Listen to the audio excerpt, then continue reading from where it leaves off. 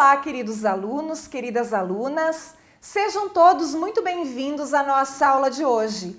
Eu sou a professora Marilane e hoje nós vamos estudar a aula 123 de Língua Portuguesa para o 8º ano. Para a nossa aula de hoje, você vai precisar ter em mãos o seu caderno de Língua Portuguesa, caneta e lápis, borracha e apontador. E o assunto a ser estudado hoje será a parte 3 das tipologias textuais. E hoje nós vamos conhecer características do texto narrativo.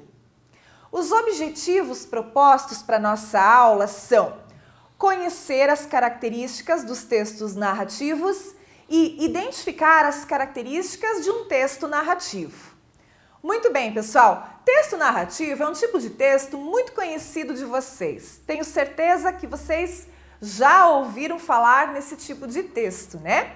Por quê? Porque é o texto que narra as ações de personagens num determinado tempo e espaço, ou seja, são as histórias, né? As histórias narradas. Então, texto narrativo é todo texto que narra uma história através de uma sequência de fatos ou de ações, né? A sucessão de acontecimentos, ela é contada por um narrador, né, que vai apresentar aí os principais elementos da narração. A estrutura básica é formada, então, por introdução, desenvolvimento e conclusão, ou seja, todo bom texto, né, ele deve ter começo, meio e fim, ok? Que seria, então, o nome ali da introdução, do desenvolvimento e da conclusão. Muito bem. Ao longo, então, da estrutura narrativa, são apresentados os principais elementos. Então, quando a gente lê uma história, né, seja essa história um conto, uma crônica, um romance, uma fábula, ao longo dessa história, a gente vai percebendo esses elementos narrativos, que são elementos básicos que compõem a estrutura de qualquer e todo texto narrativo. Quais são esses elementos, então, pessoal? O espaço, o tempo, os personagens, o enredo e o narrador, né? Os textos narrativos, eles são escritos, então, em prosa, né, organizados numa estrutura de prosa e parágrafos.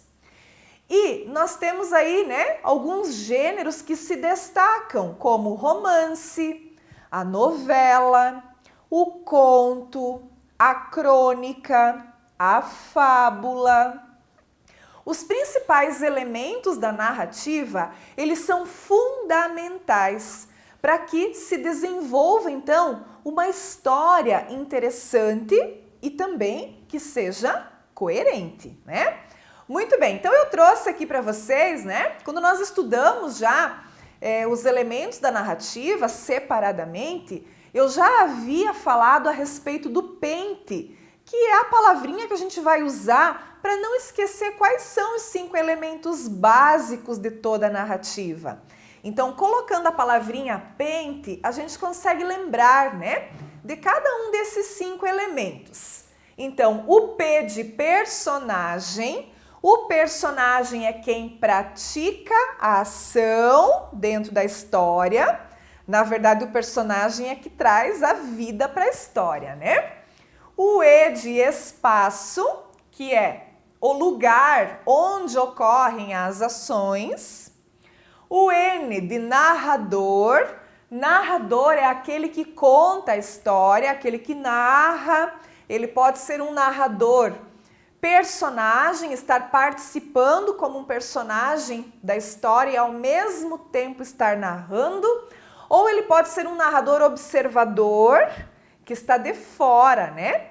Observando o que acontece e narrando o que acontece com outras pessoas. O T de tempo, que é a duração da história, né? A duração dos acontecimentos.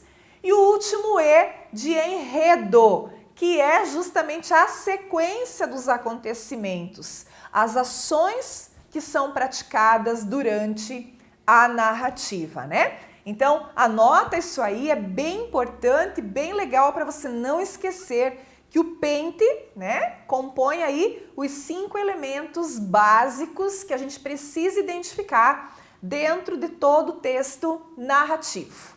Então, a estrutura básica, né, de um texto narrativo, como eu falei para vocês, é composta por introdução, desenvolvimento e conclusão. Na introdução, né, que é o começo da história, né, também conhecida como apresentação ou ainda situação inicial, é a parte do texto, a parte da história em que são apresentados os fatos que posteriormente vão ser desenvolvidos, né? Apresenta-se também algum tipo de contexto, espaço, o tempo, as personagens, né? O narrador.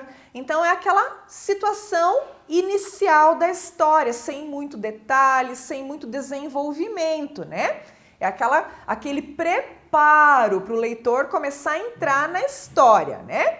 Então é o momento que o leitor está tendo contato e vai conseguir identificar quem são as pessoas envolvidas, quando se passa, onde se passa, né? E começar já se introduzir na narrativa, na trama. Muito bem.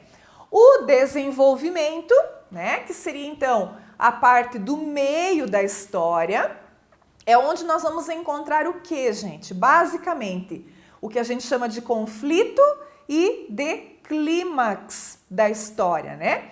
Então, é aqui que vão surgir os conflitos, que vão o quê? Desequilibrar aquela situação inicial, né? Vai tirar a paz, o equilíbrio que foi apresentado lá no começo da história, né? Vai modificar essa situação inicial. Porque se não tiver um conflito, né, não vai ter um desenrolar, a história não vai se tornar assim tão interessante, né? Então, nessa parte aí do desenvolvimento ou do conflito, vai ser revelado para o leitor alguma problemática, né? Algum tipo de problema que é o que vai gerar os próximos acontecimentos, tá? Muito bem. Temos também aí dentro desse desenvolvimento, né, o que a gente chama de clímax da história, que é aquele ponto máximo, né, de suspense. Então, gerou um problema, né? Vão acontecer situações que vão se desenrolar em cima desse problema e vai ter um momento que algo vai acontecer e que vai gerar esse suspense maior, né? Que é um momento assim mais marcante ou até mesmo mais revelador dentro da história, que a gente chama de clímax. Então, o desenvolvimento compõe a parte maior, né, do texto narrativo. E por fim, a conclusão, que a gente também pode chamar de desfecho ou ainda situação final, né? É o fim da história. Então aqui, o que vai acontecer?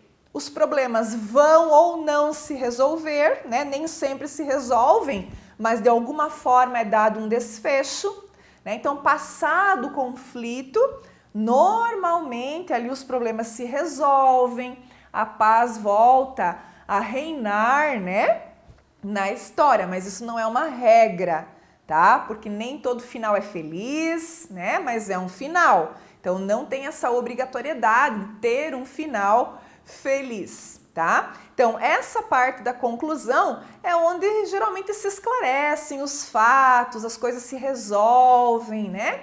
E a gente chama então de conclusão, fim ou desfecho. Vamos falar um pouquinho dos tipos de discurso narrativo, porque os tipos de discurso estão presentes também na estrutura dos textos narrativos, tá?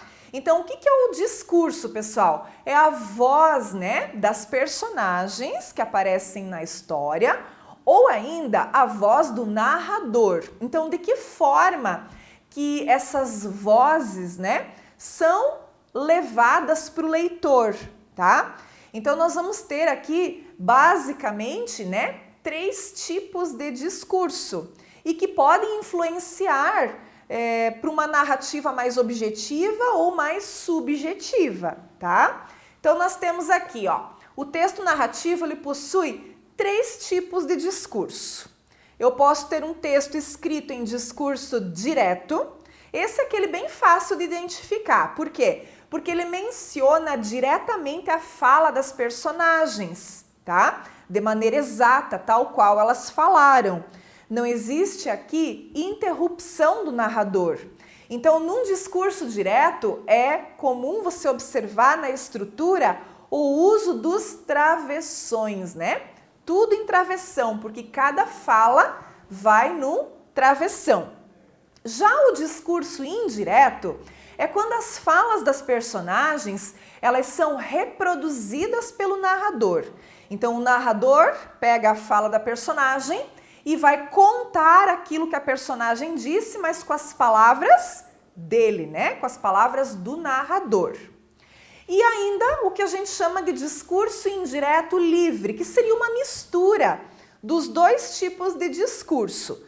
O narrador está lá falando e de repente ele acaba colocando, inserindo, né, a fala ou até mesmo o pensamento de algum personagem sem que a gente consiga perceber, porque ele não vai fazer uma pontuação que indique que agora é a fala da personagem. Então, é uma mistura, né? A fala das personagens, ela se mescla à fala do narrador, né? Então, basicamente, nós temos esses três tipos de discurso dentro de uma estrutura narrativa, né? Muito bem.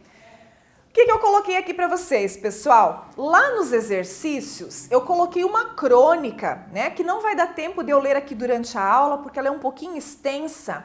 Então, lá nos exercícios, você vai ler uma crônica do autor Stanislau Ponte Preta. Essa crônica chama-se O Grande Mistério, tá? É uma historinha, assim, se torna longa para eu ler agora aqui na aula, mas para você fazer a leitura, você fará essa leitura em 10 ou 15 minutinhos, tá?